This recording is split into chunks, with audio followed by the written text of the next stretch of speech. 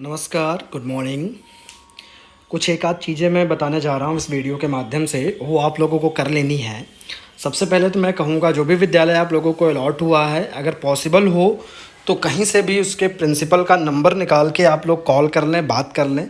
क्योंकि अभी-अभी पता चला है बहुत सारे विद्यालय ऐसे हैं जो जैसे कि जो आपको अलॉट हुआ है, वो विद्यालय लिस्ट में नहीं है, ना ही वो गूगल पे कहीं पे दिखा रहे हैं। तो उसके लिए मैं ये कहना चाहूँगा कि ऐसा है, ये विद्यालय कहीं न कहीं रेंटेड बिल्डिंग पे अभी चल रहे हैं और ऐसे विद्यालय जो है उनके लिए बिल्डिंग कहीं पे बन रही है, तो इन फ्यूचर 2-3 साल में जब बन के तैयार होगी तो ये विद्यालय वहाँ शिफ्ट हो जाएंगे। तो पहला मुद्दा ये है। दूसरा ये है कि आप लोग अगर बात करेंगे तो उससे ये होगा, आपको हकीकत पता चल जाएगी कि वास्तव में बिल्डिंग एग्जिस्ट करती है, जो चीज़ें हैं वो आपको मिलेंगी या नहीं मिलेंगी या रेंटेड ही है, तो ये सारी चीज़ें आपको पता चल जाएंगी।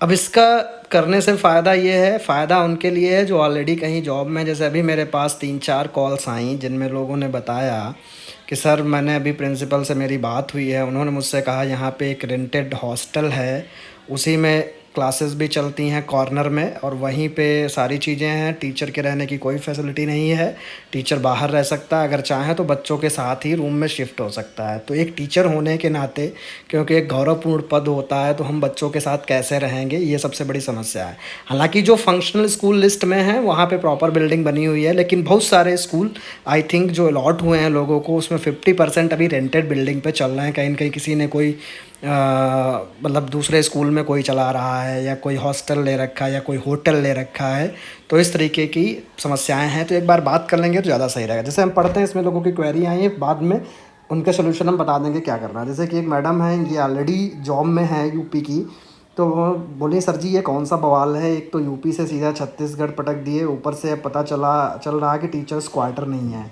ऐसा लग रहा था कि कम से कम एरिया कुछ भी स्कूल कैंपस में होगा। सपने बड़े दिखाए कि रेजिडेंशियल स्कूल होगा, टीचर्स क्वार्टर मिलेंगे, इलेक्ट्रिसिटी बिल फ्री होगा, मेस फैसिलिटी, और अब क्वार्टर नहीं है, एचआरए तो है ही नहीं, आने जाने का अलग। तो हमने कहा अभी न्यू हैं, ट्राइबल स्कूल्स हैं, न्यू हैं, वैसे भी ये स्कूल्स जो हैं अभी गांव में हैं, ज़्यादातर से गांव में हैं स्कूल्स ये।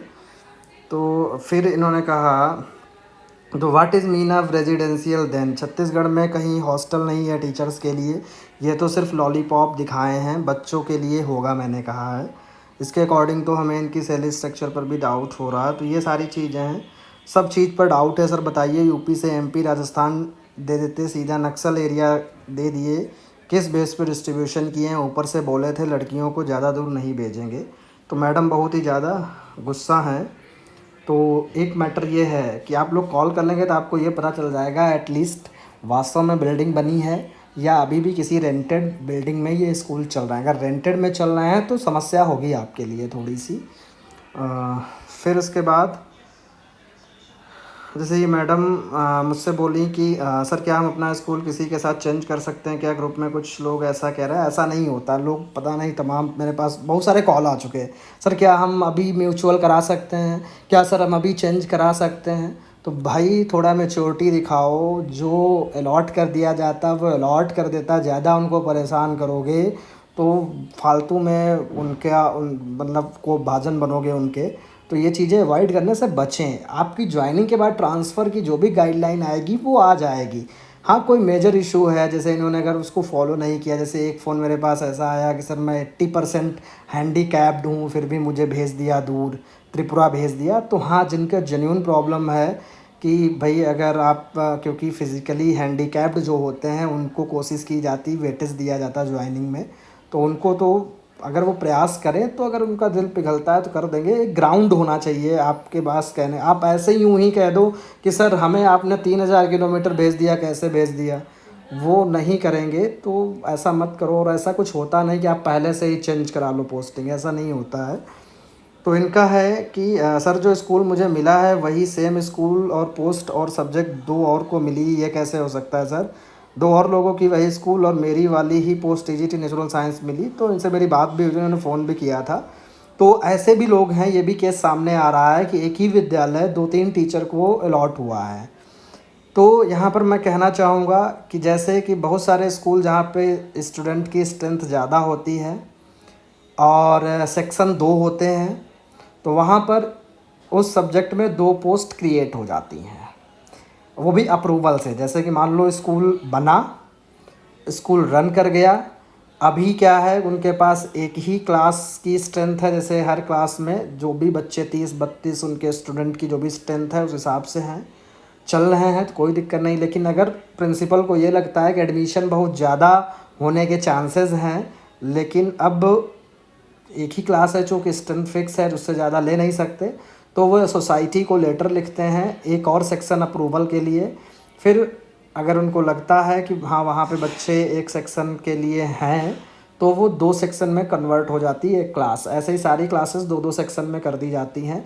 तो जब 2 सेक्शन हो जाते हैं तो वहाँ पे फिर स्टूडेंट रेशियो के हिसाब से एक पोस्ट भी क्रिएट हो जाती है, यानी सेम सब्जेक्ट में 2 टीजीटी हो सकते हैं।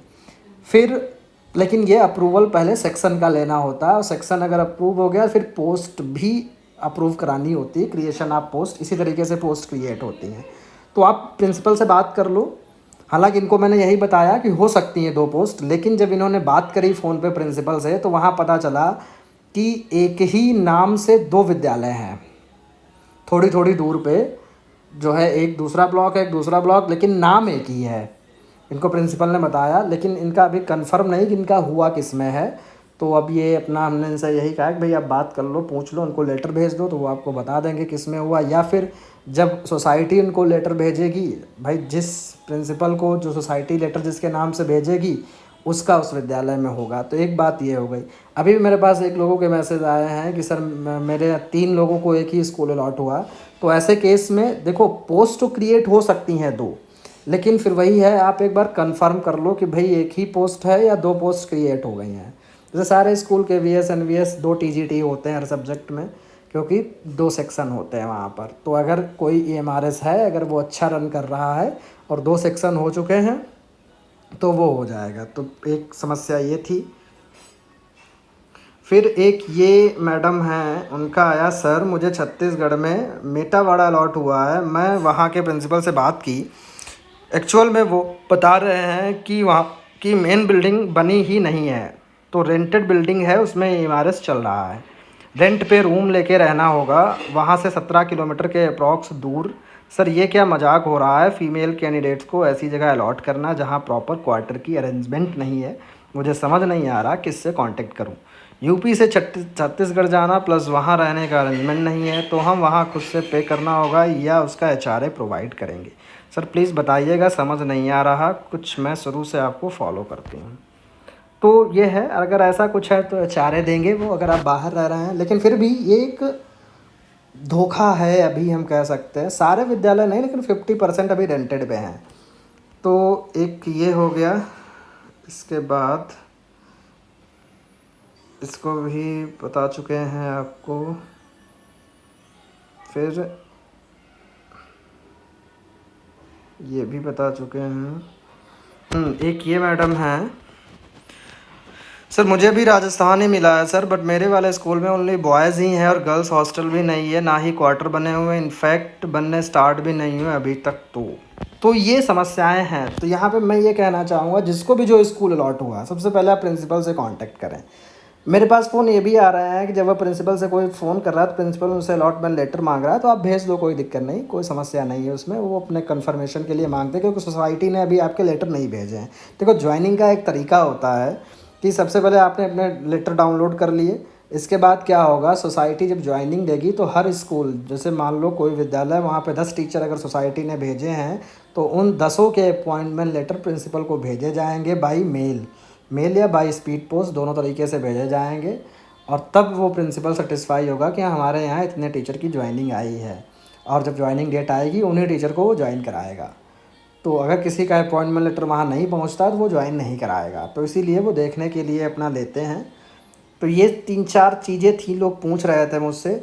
तो यहाँ पे मैं बताना चाहूँगा, जो ऑलरेडी जॉब, जैसे अभी मेरे पास एक कैंडिडेट है जिनका फ़ोन आया, जो नवोदय में, एक क्या 2 हैं जो नवोदय में ऑलरेडी वर्किंग है, परमानेंट एम्प्लॉई। उन्होंने अपने प्रिंसिपल से बात करी तो वहाँ भी यही समस्या है। बोल रहे हैं कि एक होटल है, होटल में जो है विद्यालय चल रहा है। एक ने कहा कि हॉस्टल में चल रहा है, और क्लासेस भी सर जिस हॉस्टल में बच्चे रहते हैं वही कॉर्नर में वो क्लासेस चला देते हैं उसी में, और कोई सर प्रॉपर अरेंजमेंट नहीं है। तो जो लोग ऑलरेडी जॉब में कहीं ना कहीं, तो मैं उनसे यही कहूँगा कि भाई अच्छी खासी नौकरी कर रहे हो, वहाँ से क्यों छोड़ के यहाँ आ रहे हो नरक में। बेटर है आप जहाँ हैं वहीं रहिए, क्योंकि आपकी सेम सैलरी है, सेम सब कुछ है। लेकिन हाँ, जो लोग भाई नए हैं, जिनकी पहली नौकरी है, तो उनको तो ज़रूरी है, वो तो करेंगे ही। लेकिन कंडीशंस आगे बेटर हो जाएंगी, क्योंकि सारे स्कूल्स जब, और सबसे बड़ी समस्या ये भी होती है इन स्कूल्स में, जैसे जब भी कोई न्यू सेटअप होता है तो उनकी सैलरी में भी दिक्कत होती है। पहले सैलरी, क्योंकि गवर्नमेंट इसमें फंडिंग करती है, तो गवर्नमेंट जैसे सोसाइटी है, गवर्नमेंट ऑफ इंडिया से बजट मांगेगी, एलोकेट करेगी, तो उसमें सैलरी में भी थोड़ी स्टार्टिंग में दिक्कत आएगी, जो भी रेंटेड वगैरह पे चल रहे हैं उनके टीचर्स की। बाकी जो सब कुछ स्मूथली रन हो रहा है वहाँ पे तो कोई समस्या नहीं है कि पता 2-2 3-3 महीने सैलरी नहीं आती। जैसे कि पहले जब KVS NVS भी चले थे, इवन आज भी जो KVS जो सोसाइटी के द्वारा चल रहे हैं, बहुत सारे प्रोजेक्टेड हैं, बहुत सारे प्रोजेक्ट बेस हैं KVS भी NVS में। 5-6% ऐसे पूरे ऑल इंडिया में हैं जो प्रोजेक्ट बेस पे चल रहे हैं। तो वहाँ के टीचर्स की बड़ी समस्या होती है, सैलरी जो है 2-2 3-3 महीने में आती है। तो इस तरीके से ये है, आप लोग देख लो, अगर कहीं ऑलरेडी आप अच्छी नौकरी कर रहे हैं, सैलरी में कोई ख़ास डिफरेंस नहीं होने वाला है, तो आप वहीं रहिए, मत आइएगा। बस यही कहना था, बाकी फिर मर्ज़ी आपकी है। मुझे सिर्फ गाइड करना है, बताना है सारी चीज़ें, तो बस इसलिए मैं बता रहा हूँ।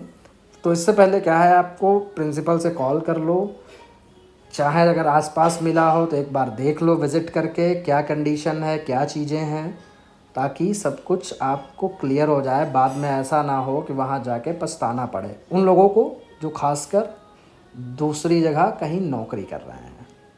ठीक है, बाकी मिलते हैं। हाँ, अभी एक और है कि बहुत सारे लोगों के ये जो क्या नाम, आपके अपॉइंटमेंट लेटर है, डाउनलोड नहीं हो पा रहा है। तो अभी साइट की दिक्कत है, साइट सही होगी तो हो जाएंगे, टेंशन ना लो। और सभी लोग कॉल ज़रूर कर लो, जिनके हो गए कहीं से भी नंबर कैसे भी निकाल के जो है एक बार कॉल कर लो, ज़्यादा सही रहेगा। ठीक है, मिलते हैं नेक्स्ट वीक।